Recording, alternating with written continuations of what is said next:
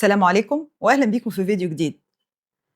في سنة 2011 وصل شخص لمركز من مراكز الشرطة وكان بيبلغ باختفاء زوجته السابقة وأولاده الأربعة. لما سألوه في مركز الشرطة هما مختفيين من قد إيه؟ قال لهم إنهم مختفيين من قرابة الشهرين. ولما طرحوا عليه السؤال هو ليه ما تقدمش ببلاغ من بداية اختفائهم؟ قال لهم لأنهم ما كانوش عايشين معاه وكان بيعتقد إنهم سافروا لأي مكان لأنهم كانوا معتادين على السفر بصورة متكررة، علشان كده ما تقدمش ببلاغ. ولكن لما اختفائهم طال وما كانش قادر يتواصل معاهم قرر إنه يروح ويبلغ. الأب لما وصل لمركز الشرطة اتفاجئ بإن هو مش الشخص الوحيد اللي كان بيقدم بلاغ. كان في بلاغ مقدم قبله من فنانة شهيرة جدا هناك، وكانت مقدمة البلاغ بواحدة من بنات الشخص اللي كان بيقدم البلاغ، لأنها كانت ماضية معاها عقد وكانوا بيصوروا فيلم مع بعض. وفكرة إنها تختفي بالصورة دي خلت إن الفيلم كان متعطل وما كانتش قادرة تكمل تصويره، وعلشان كده بدأت إنها تدور عليها. البحث عن الأم وأولادها بالإضافة لبنت أختها اللي كانت موجودة معاهم واختفت بصورة غامضة استمر لفترة طويلة جدا. وبعد مرور قرابة السنة ونص حصل شيء مفيش أي حد كان يتوقعه، واللي قدر أفراد الشرطة يتوصلوا ليه عن طريق الصدفة البحتة. استعدوا علشان هتسمعوا تفاصيل قصة أحداثها مليانة بالغيرة والأحقاد والتخطيط المسبق، الهوس بالشهرة والجنون اللي بيوصل أحياناً إن بعض الأشخاص يلعبوا بالنار، والنار دي في النهاية ما بتأذيش أي شخص غير اللي لعب بيها. من غير ما ندخل في تفاصيل كتير يلا بينا نغوص في أعماق قصتنا.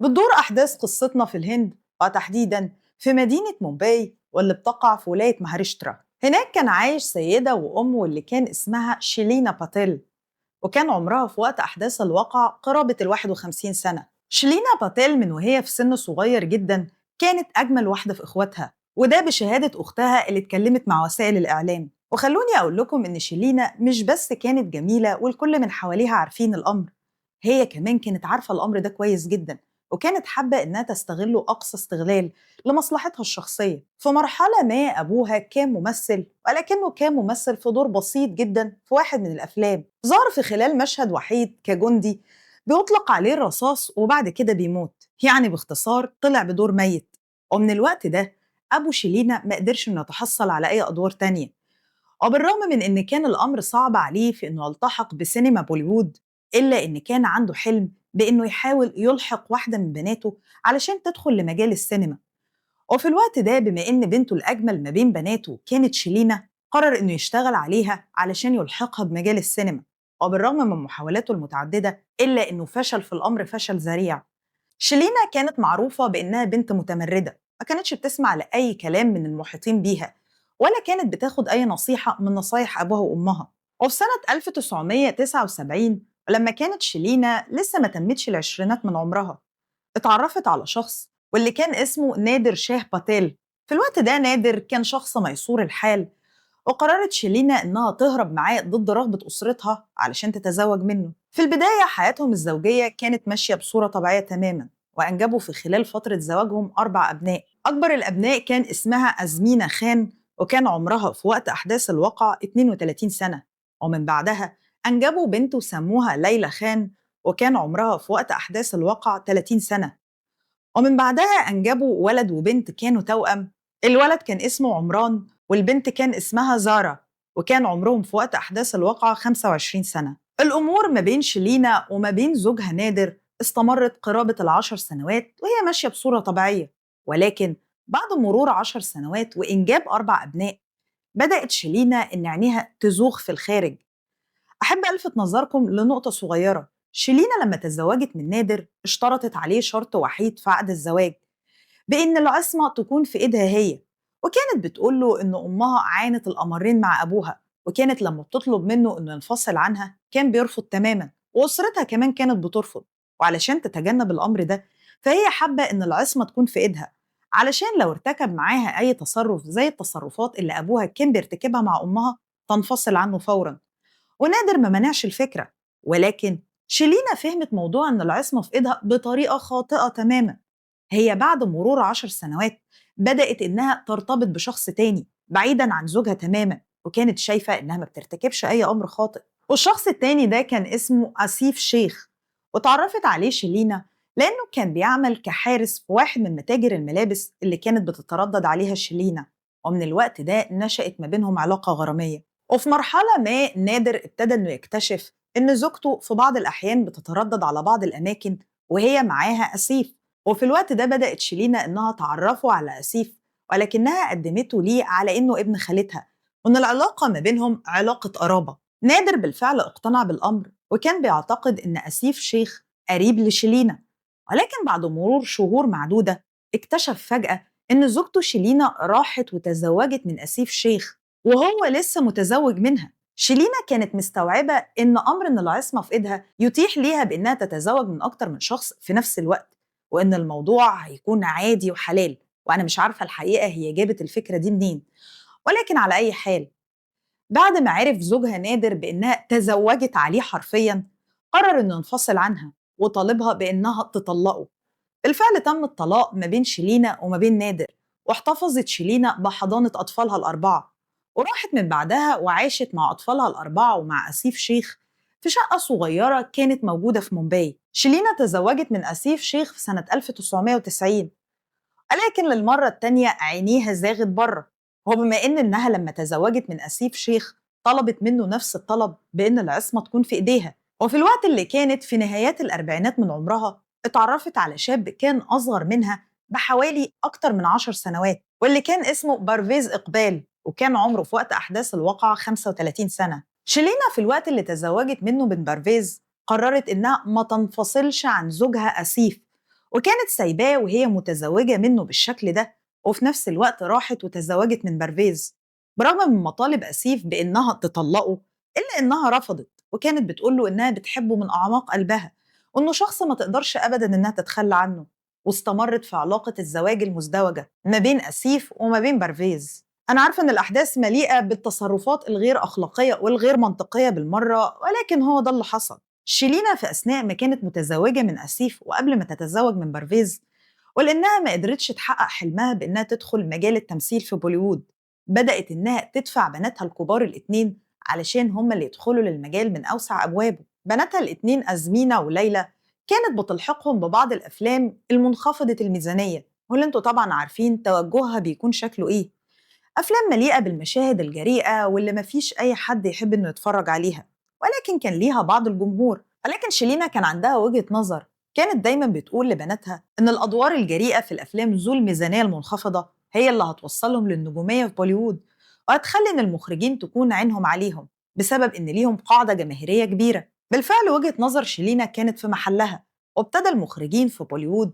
التفت نظرهم لبنتها ليلى خان، وقدرت إنها تتحصل على دور بطولة مع واحد من أشهر وأكبر النجوم للصف الأول في بوليوود في وقتها، واللي اسمه راجيش كانا. في الوقت اللي ليلى مثلت مع راجيش كانا كان مسن، وكان بدأت نجوميته تقل لأن كان في ممثلين تانيين طلعوا ولمع اسمهم. ولكن على أي حال راجيش كانا في الوقت ده كان لسه ليه اسمه ووزنه في سينما بوليوود. ليلى بمجرد ما اتعرض عليها الفيلم مع راجيش كانا كانت معتقدة إن أبواب السينما اتفتحت لها، وإن من بعد الفيلم ده هيحقق نجاح كبير بسبب وجود النجم الكبير معاها، ومن بعدها هتتوالى عليها عرض الأدوار. ولكن وجهة نظرها كانت غير صحيحة على الإطلاق، لأن الفيلم اللي مثلته مع راجيش كانا فشل ذريع، حتى إن المنتجين بيقولوا إنهم ما عرفوش يلموا الفلوس اللي صرفوها على إنتاج الفيلم، وده بسبب إن الفيلم ما كانش ليه أي قصة ولا ليه أي هدف، وكل الأحداث اللي كانت بتدور فيه كانت بتدور حوالين المشاهد الجريئة ما بين النجم راجيش كانا وما بين ليلى خان. وليلى خان كانت في الفيلم عندها استعداد إنها تعمل أي شيء كان بيطلب منها مقابل إنها توصل للنجومية. الأحداث اللي كانت بتحصل في الفيلم ما رضتش الناس، وكانت ردود أفعالهم سلبية جدا عليه، لدرجة إن الفيلم اتشال من دور العرض في الهند بالكامل بعد أسبوعين 2 من عرضه. والنقاد كانوا بيعتبروا إن راجيش كانا اللي كان ليه أكتر من 15 فيلم في خلال سنتين 2 كلهم كانوا أفلام ناجحة، بيعتبر إن الفيلم اللي عمله مع ليلى خان عبارة عن سقطة في تاريخه، يتمنى إن هو يمحيها علشان ما تكونش وصمة عار في تاريخه. في نفس التوقيت اللي كانت ليلى خان بتخوض معركة للدخول في عالم بوليوود، أختها هي كمان اتعرض ليها فيلم في سينما بوليوود مع بعض الفنانين اللي ليهم اسم. ولكن في الوقت ده الفيلم برضه منجحش لنفس الأسباب اللي منجحش علشانها فيلم ليلى خان أختها. والأزمات في حياة عيلة ليلى خان ما كانتش بس بتدور حوالين دخولهم في عالم السينما وفشلهم في إنهم يوصلوا. أمهم هي كمان كانت بتخوض معركة مع زوجها الجديد بارفيز، لأنه بدأ عنيد زوغ على أموالها وعلى ثروتها هي وأسرتها، الثروة اللي مفيش أي حد عارف هم كونوها إزاي. بالرغم من إن بناتها الاتنين عملوا بعض الأفلام اللي ميزانيتها منخفضة والأجور اللي تحصلوا عليها كانت لا تذكر حرفياً، إلا إنهم قدروا يجمعوا مبلغ ضخم جدا.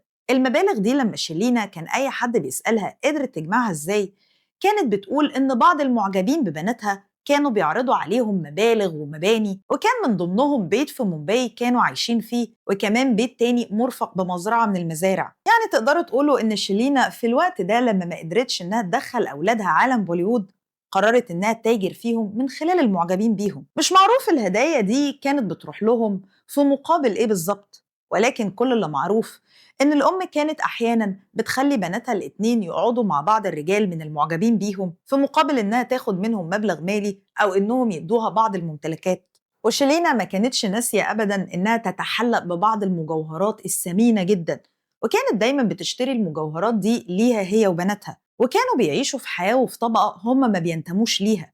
ولكن على أي حال الكل كان شايف التغير اللي طرأ عليهم، وعلامات الاستفهام كانت بتزيد حواليهم أكتر وأكتر. بارفيز زوج شيلينا الثالث كانت دايما عينه على ممتلكاتها، بالرغم من إن شيلينا لما تزوجت منه هي كمان كانت عينها على ممتلكاته، لأن أسرته أسرة ميسورة الحال وكان عنده بعض الأعمال التجارية. إلا إن في الوقت اللي بعد ما تزوجوا فيه من بعض، الأموال مع شيلينا ومع أولادها كانت أكتر بكتير من اللي بيمتلكها بارفيز، وده اللي خلاه كان دايما طمعان في إنه ياخد أموالها علشان هو اللي يتحكم فيها ويسيطر عليها. شيلينا في الوقت ده كانت اكتسبت عداوات الثلاث رجال اللي دخلوا حياتها. أبو أولادها نادر شاه اللي تزوجت عليه من أسيف شيخ وبعد كده انفصلت عنه. أسيف شيخ زوجها التاني اللي دخلت بعد كده في علاقة مع بارفيز ورفضت إنها تنفصل عنه، وبارفيز نفسه اللي كان طمعان في الثروة ومش قادر إنه يوصل لها. شيلينا لما بدأت تحس بإن بارفيز عنده نظرة طمع لممتلكاتها وفلوسها هي وأولادها، بدأت إنها تاخد منه جنب بعض الشيء وترجع مرة تانية لعلاقتها بزوجها التاني أسيف شيخ، واللي زي ما قلت لكم كانت لسه متزوجة منه. بارفيز لما عرف إنها لسه على علاقة بأسيف شيخ وكانت بتتردد عليه في البيت وبيقعدوا مع بعض فترات طويلة، ده كان بيثير جواه غيرة كبيرة وما كانش قادر يتقبل الموضوع، بالرغم من إنه كان عارف إنها اتجوزته عليه. أنا مش عارفة هو إيه اللي مزعله، هو اللي قبل من البداية على نفسه وضع مفيش أي شخص ممكن يقبله. ولكن إذا عرف السبب بطل العجب. بارفيز كان خايف من إن بعد ارتباط شيلينا هي وأسيف شيخ مرة تانية ورجوع علاقتهم مع بعض إنها تنفصل عنه، وبكده هيتحرم من كل ممتلكاتها وممتلكات أولادها ومش هيقدر يوصل لولا روبية واحدة. وفي يوم من الأيام شيلينا قررت إنها تنقل حياتها وحياة أولادها وتروح للإمارات المتحدة وتحديداً لدبي علشان يقيموا هناك بشكل دائم. انتقال شيلينا هي وأولادها كان في بداية الألفينات، وفي خلال وقت إقامتهم في دبي اتعرفت بنتها ليلى خان على شخص مقيم هناك واللي كان من الأصل من بنجلاديش وكان اسمه منير خان.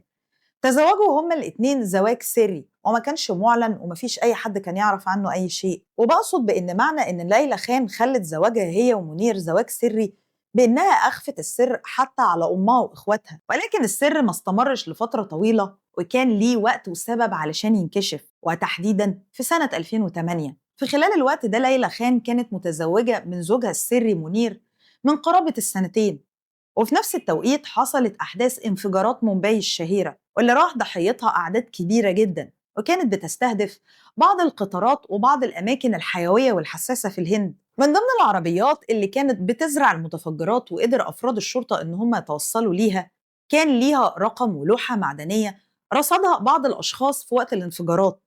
لما كانوا بيبحثوا عن رقم اللوحة المعدنية دي علشان يعرفوا العربية مسجلة باسم مين، اكتشفوا إنها كانت مسجلة باسم شيلينا باتيل أم ليلى خان، وده كان بيخليها اسمها متورط في ملف القضية. شيلينا ادعت بإن عربيتها اتسرقت في وقت ما الانفجارات حصلت وإنها ملهاش أي علاقة بالأمر، وبرغم إن التحقيقات استمرت معاها ومع أولادها إلا إنهم ما قدروش يربطوا ما بينهم وما بين الأشخاص اللي كانوا متورطين في التفجيرات. كان في رابط وحيد واللي كان أفراد الشرطة بسببه متشككين في شيلينا وفي أولادها وتحديدا بنتها ليلى خان، لأنهم لما كانوا بيفحصوا العلاقات اللي بتدور جوه العيلة اكتشفوا إن ليلى خان متزوجة من منير خان في السر.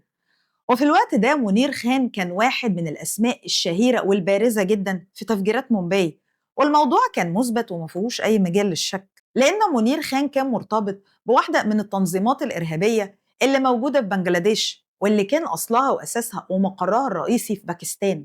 وبرغم من إخضاع ليلى خان لتحقيق صارم وكانوا بيضغطوا عليها وبيحصروها بالأسئلة، إلا إنها قالت لهم إنها ما تعرفش عن منير خان أي شيء، وكل اللي تعرفه عنه إنه من بنجلاديش عايش في دبي وكان بيعمل هناك، وإنه بيصنف بإنه واحد من رجال الأعمال، وهي دي المعلومات اللي تعرفها عنه لا أكتر ولا أقل.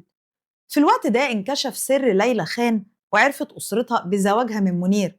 أمها بتدعي إن ما كانش عندها أي فكرة، ولكن البعض لحد النهاردة بيشكك في صحة أقوالها، وبيقولوا إن الأم كانت على معرفة ودراية بكل شيء، بل إنها كانت متورطة في تفجيرات مومباي، وعلشان تنفي التهمة عن نفسها ادعت بإن زواج بنتها كان زواج سري هي ما تعرفش عنه أي حاجة. في بدايات 2010 توقفت التحقيقات مع شيلينا ومع أولادها وتحديدا بنتها ليلى خان، ولكنهم كانوا من المفروض إنهم هيخضعوا لأي تحقيق وقت ما يطلبوا، واستمر الوقت لحد ما هنوصل لشهر فبراير من سنة 2011. شيلينا وأولادها الأربعة بالإضافة لواحدة من بنات إخواتها واللي كان اسمها رشمة اختفوا بطريقة غامضة ومفيش أي حد كان عارف هم راحوا فين. واختفى معاهم كمان الزوج الثالث لشيلينا واللي زي ما قلت لكم كان اسمه برفيز، بمعنى إن كان في 7 أشخاص مفقودين ومش معروف هم مكانهم فين. جيرانهم اللي كانوا عايشين في نفس المنطقة اللي كانوا عايشين فيها واللي كانوا بيمتلكوا فيها شقة في مدينة مومباي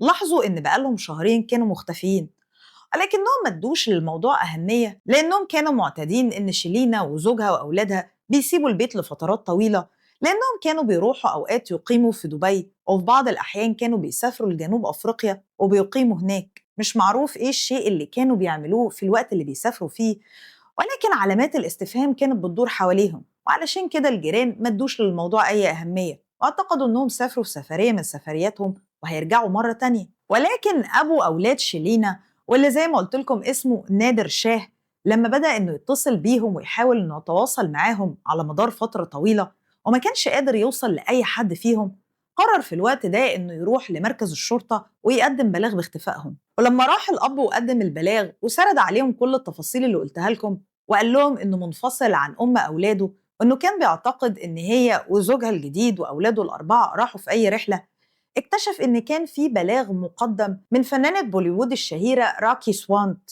لأن راكي سوانت كانت بتصور فيلم كانت هي الممثلة والمخرجة فيه بجانب أخوها، وفي الوقت ده ليلى خان كانت بطلة فيلمها.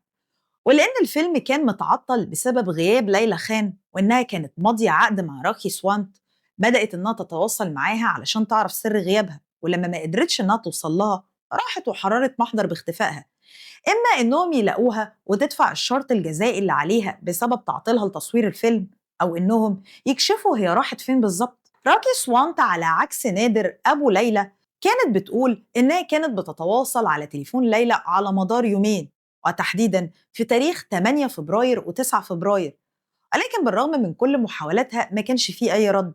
تليفونها كان بيرن ومحدش بيرد عليه، وبعد مرور يومين كاملين التليفون اتطفى تماما وما بقتش قادرة توصل لها. أما عن نادر شاه أبو ليلى خان كان بيقول إنه من بداية ما حاول يتواصل مع أسرته كلهم تليفوناتهم كانت مقفولة وما كانش قادر يوصل لهم. راكي سوانت لما راحت وقدمت البلاغ وأفراد الشرطة راحوا معاها لحد البيت اللي كانت بتسكن فيه ليلى خان مع أسرتها، الكلام اللي توصلوا ليه من الجيران بأن الأسرة معتادة إنها بتسافر إما لدبي أو لجنوب أفريقيا، وكانوا بيعتقدوا إنهم سافروا وهيرجعوا تاني. ولكن فكرة إن الأب هو كمان ويروح ويقدم بلاغ وإنه ما يكونش عنده فكرة بإن أولاده وزوجته السابقة وزوجها الجديد سافروا وراحوا لفين، ده كان أمر مثير جدا للشك. أفراد الشرطة في الوقت ده ما كانوش بيواجهوا اختفاء عادي، كانوا بيواجهوا بلاغين باختفاء عيلة كاملة، عيلة مكونة من أم وزوجها وأبنائها الأربعة بالإضافة لبنت أختها.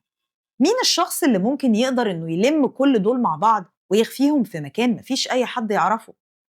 الافتراضية اللي حطها أفراد الشرطة بأنهم مش مختفين ولا أي شيء، بل وإنهم كانوا بيفترضوا بأنهم هربانين علشان التحقيقات اللي المفروض هم لسه على ذمتها في تفجيرات مومباي. ولكن بسبب ضغط بعض الفنانين والمشاهير في بوليوود للبحث عن ليلى خان، بدأ أفراد الشرطة إنهم يشوفوا الممتلكات الخاصة بالعيلة، ويشوفوا لو في أي شيء مفقود، ويطرحوا احتمالية إن ممكن اختفائهم يكون مربوط بواقعة سرقة.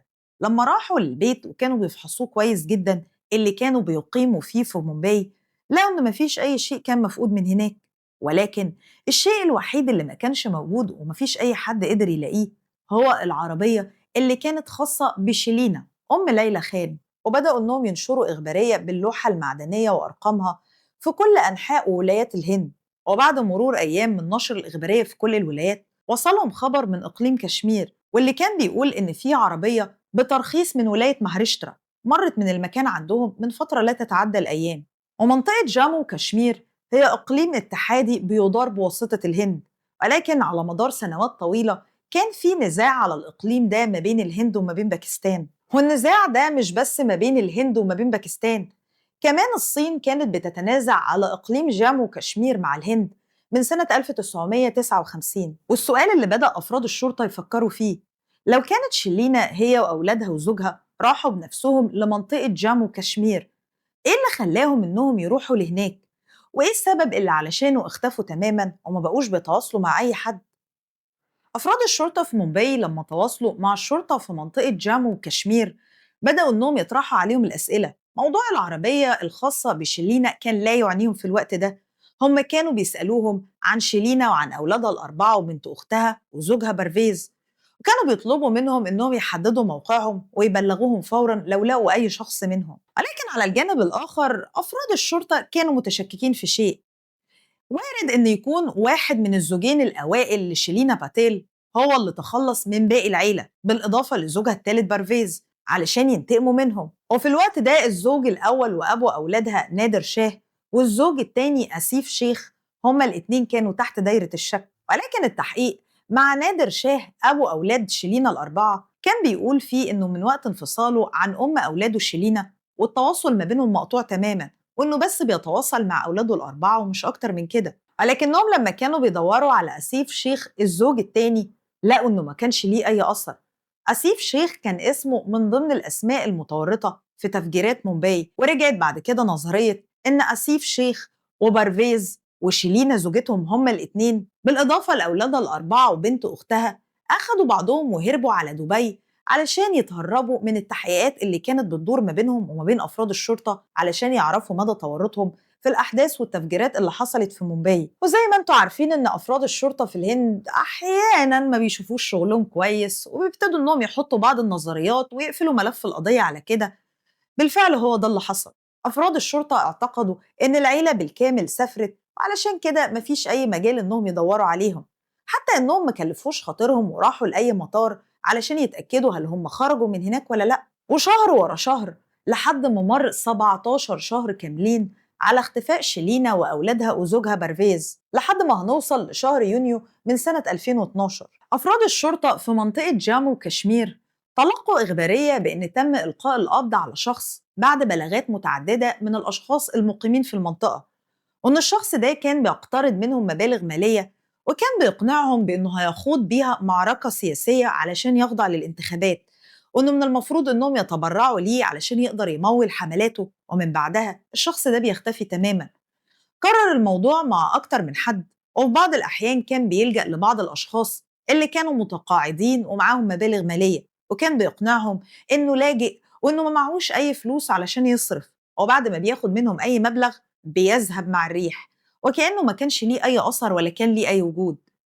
مع البلاغات المتعددة بالفعل قدروا إنهم يحددوا موقع الشخص ده ويلقوا بالقبض عليه.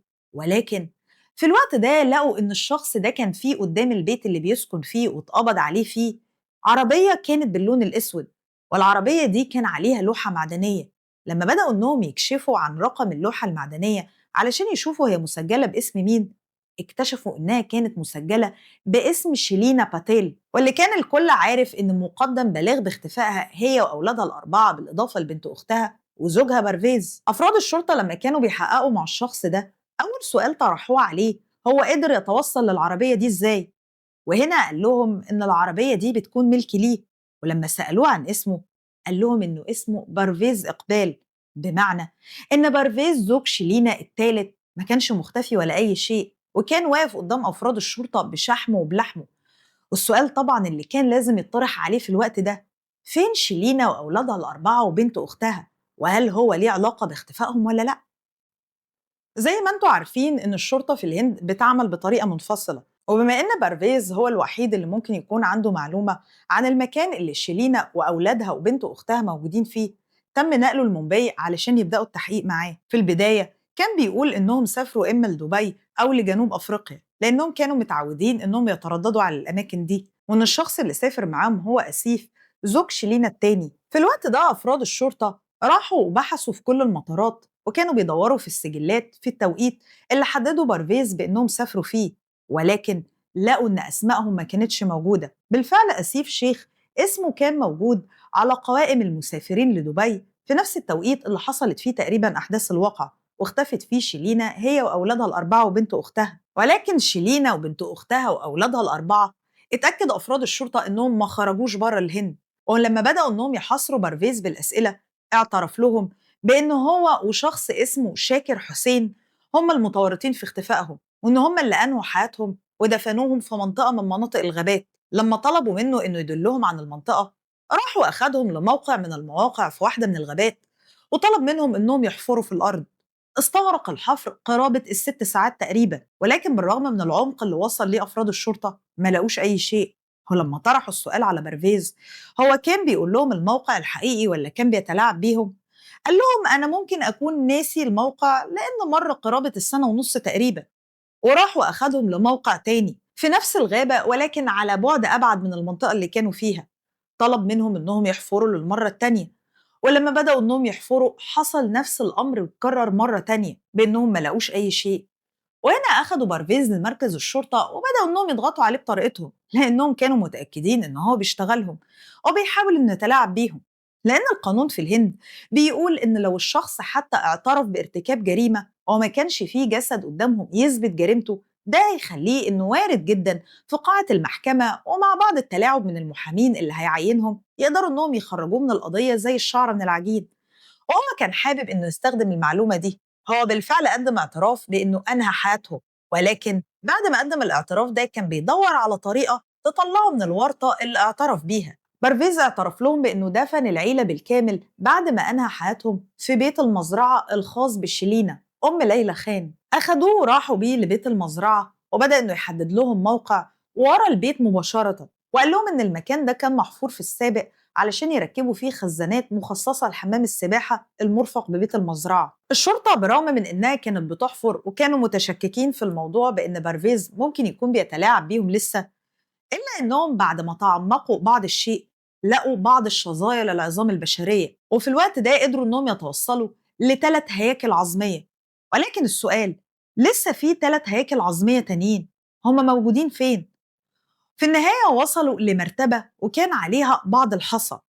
قرروا إنهم يشيلوا المرتبة دي والحصى اللي فوقيها ويشوفوا إيه اللي موجود تحتها، واكتشفوا إن كان في تحتها 3 هياكل عظمية تانية. الهياكل العظمية كان واضح إنها بتعود للسيدات، وواحد منهم كان بيعود لرجل، وقدروا يتعرفوا على الأمر ده بسبب المجوهرات اللي كانت لسه متعلقة في عظام الأصابع وفي الرقبة. والحفرة ما كانش فيها بس ال6 هياكل عظمية، كان كمان فيها 6 تليفونات واللي كانوا بيعودوا لشيلينا وأولادها الأربعة وبنت أختها. أفراد الشرطة كانوا عاوزين يتأكدوا هل بالفعل الأجساد دي بتعود لشيلينا وأولادها وبنت أختها، وهنا طلبوا عينة DNA من أخت شيلينا علشان يقدروا يحددوا جسد شيلينا وجسد بنتها. وكمان طلبوا عينة DNA من نادر شاه واللي بيكون أبو أولاد شيلينا الأربعة. بالفعل عينات DNA رجعت لهم بأنها كانت متطابقة، واتأكدوا بأن الهياكل العظمية دي بتعود لشيلينا أولادها الأربعة وبنت أختها. وهنا كانوا لازم إنهم يحققوا مع بارفيز علشان يعرفوا إيه الأسباب وإيه الدوافع وإزاي هو ارتكب جريمته وسيطر على 6 أشخاص دفعة واحدة بدون ما أي حد فيهم يقاومه. هل كان معاه شريك في الجريمة ولا إنه ارتكبها لوحده بعد ما دبر ليها تدبير محكم؟ وهنا بارفيز قال لهم إن زواجه هو وشيلينا كانت بمنطلق طمعان جبنا له بيت فلسنج سكن له فيه، هو كان عينه على ممتلكاتها وهي كانت عينها على ممتلكاته، لأنها كانت متصورة إنه أغنى بكتير مما الحقيقة عليه. بارفيز قدم لها نفسه بإنه شخص ثري وإنه أسرته أسرة غنية جدا، ولكن الأمر ده ما كانش حقيقي. بارفيز كان عبارة عن نصاب صغير بيروح وبيتظاهر على السيدات الكبار في السن اللي معاهم بعض الأموال بإنه شخص غني وثري وبيمتلك أموال وبيدير مشاريع، ولكن في الحقيقة كل ده كان أمر كاذب وملوش أي أساس على أرض الواقع. بارفيز قال إنه كان متزوج من شيلينا علشان يتحصل على بعض من أموالها وممتلكاتها وممتلكات أولادها، ولكن شيلينا بما إنها هي كمان كانت متزوجاه لنفس الأسباب ولنفس الدوافع، لما شمت ريحة الطمع بدأت إنها تبعد عنه بعض الشيء وتاخد حذرها. وقال إن في الوقت اللي شيلينا هي وأولادها كان بيتم التحقيق معاهم بسبب تفجيرات مومباي وتورط اسمهم في ملف القضية والاشتباه بإن كان ليهم يد في الموضوع أو على الأقل ليهم معرفة، بدأت شيلينا في الوقت ده تفكر في إنها تبيع كل ممتلكاتها وتهرب أموالها لدبي علشان تقدر تتهرب من المسؤولية. وده بيشير إنها على عكس ما التحقيقات توصلت كانت متورطة في الأمر، وعلشان كده ما كانتش عايزة اسمها يندرج في ملف القضية. ولكن على أي حال شيلينا كانت عارفة كويس جدا إنها لو باعت ممتلكاتها دفعة واحدة هربت أموالها على دبي، إن الشرطة هتشتبه فيها والسلطات هتتأكد إنها بتهرب من المكان. علشان كده قررت إنها تبيع الممتلكات جزء جزء وتهرب الفلوس على هيئة دفعات علشان مفيش أي حد يشتبه فيها. ولأنها كانت بتدور على شخص تثق فيه ثقة عمياء قررت إنها تلجأ لزوجها التاني واللي زي ما قلت لكم كانت لسه متزوجة منه واللي بيكون أسيف شيخ. راحت ووكلته بإنه يكون هو الوصي على كل ممتلكاتها في دبي، سفرته لهناك على أمل إنها ترسل ليه كل الأموال وكل الممتلكات اللي هتبيعها على هيئة دفعات، وإنه يبتدي يستثمر بيها هناك وتروح هي وأولادها ويستقروا في دبي. بارفيز في الوقت ده ما كانش متقبل الفكرة وكان بيتوقع إنها هتعينه هو الوكيل على كل ممتلكاتها وإنها هتسفره هو لدبي، مش هتسفر زوجها أسيف. بارفيز في الوقت ده بدأ يحس كده بنية غدر من شيلينا وإنها بتخطط إنها هتبيع كل ممتلكاتها تسافر على دبي وتسيبه هو بقى قاعد في الهند يدور حوالين نفسه.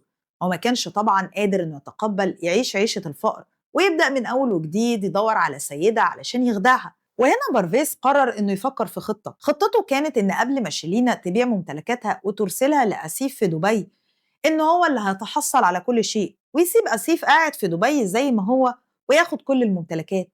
بس علشان يعمل أمر زي ده هو كان عارف ومتأكد إنه لازم يتخلص من شيلينا، ومش من شيلينا بس، شيلينا وأولادها وكل شخص بيقيم معاها علشان ما يسيبش أي دليل وراه. أفراد الشرطة في الوقت ده لما طرحوا عليه السؤال هو إزاي كان بيخطط لجريمته وإمتى حط ميعاد لتنفيذ الخطة، قال لهم إنه في تاريخ 7 فبراير من سنة 2011. الوقت ده الأسرة كلها قررت إنها تسافر لبيت المزرعة الخاص بيهم وأخدوا معاهم بنت أخت شيلينا واللي زي ما قلت لكم كان اسمها رشمة، لأنهم كانوا هيعملوا حفلة على الضيق وهم كلهم موجودين فيها.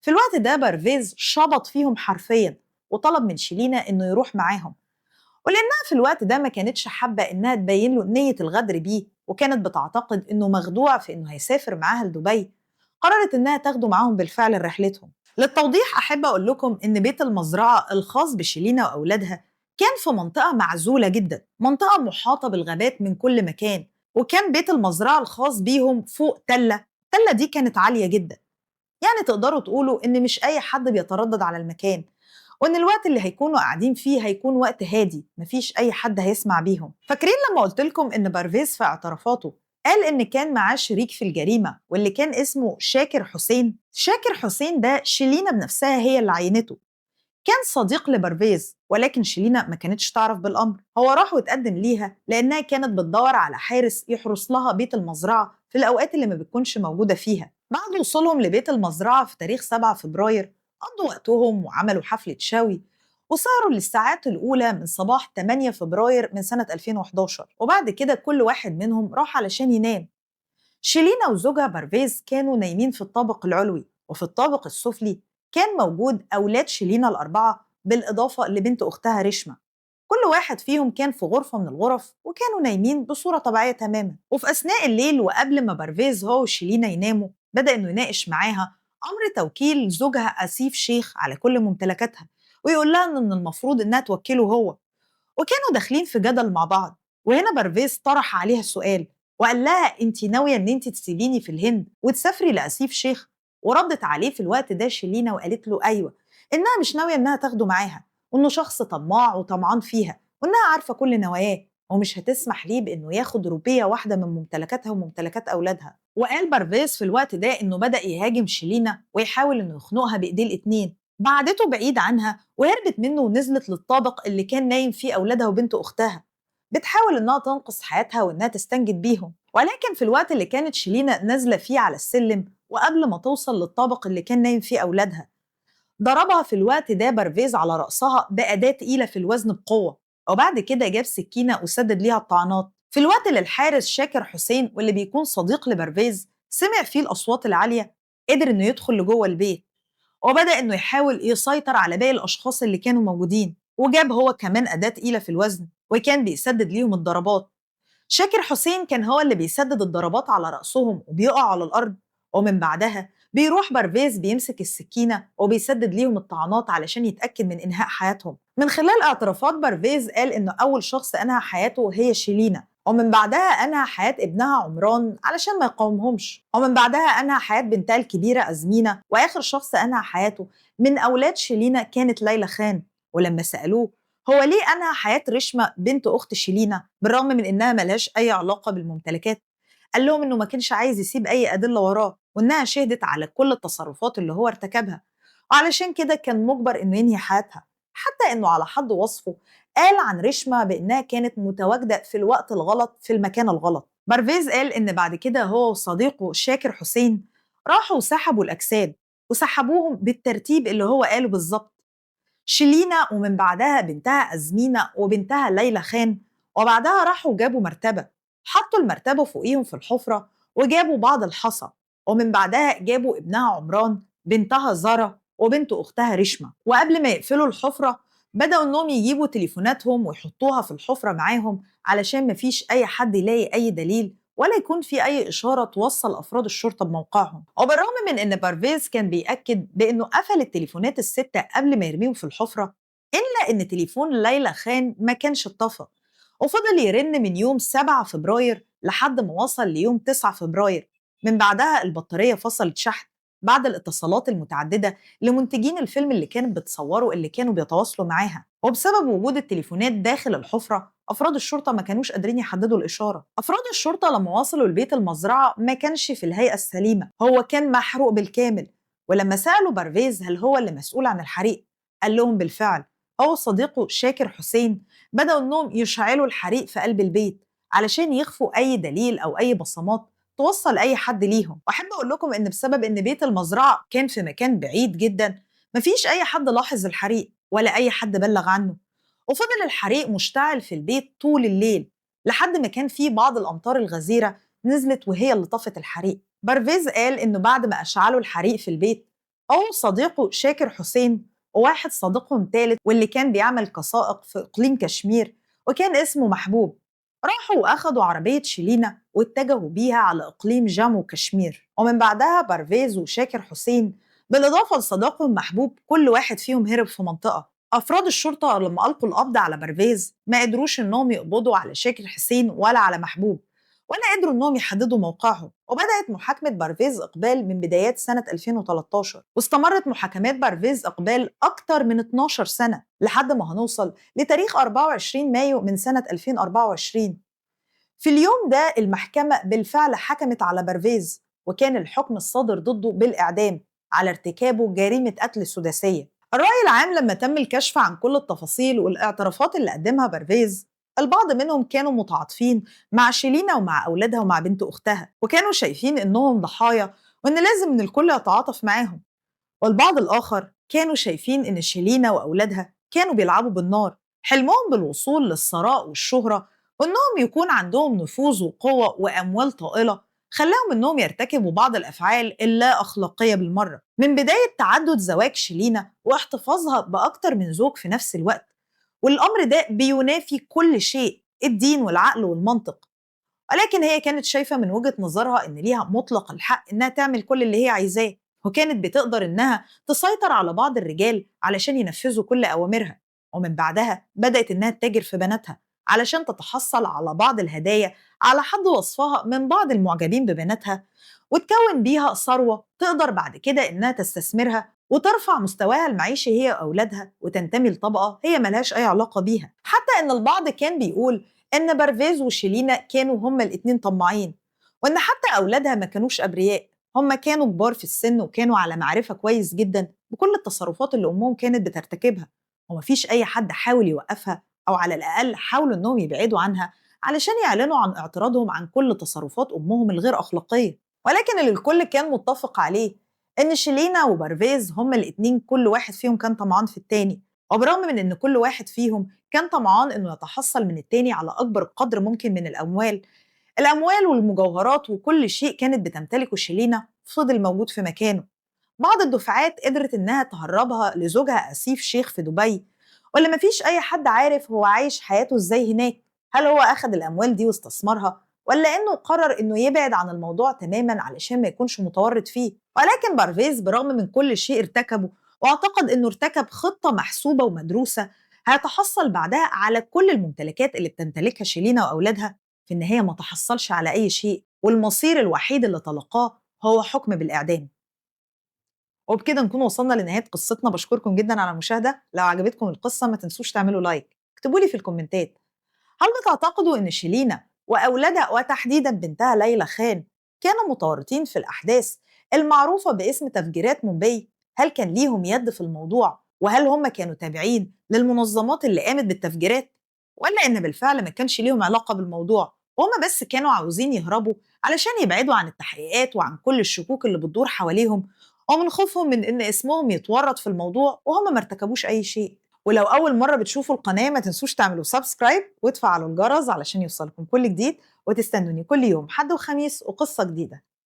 سلام.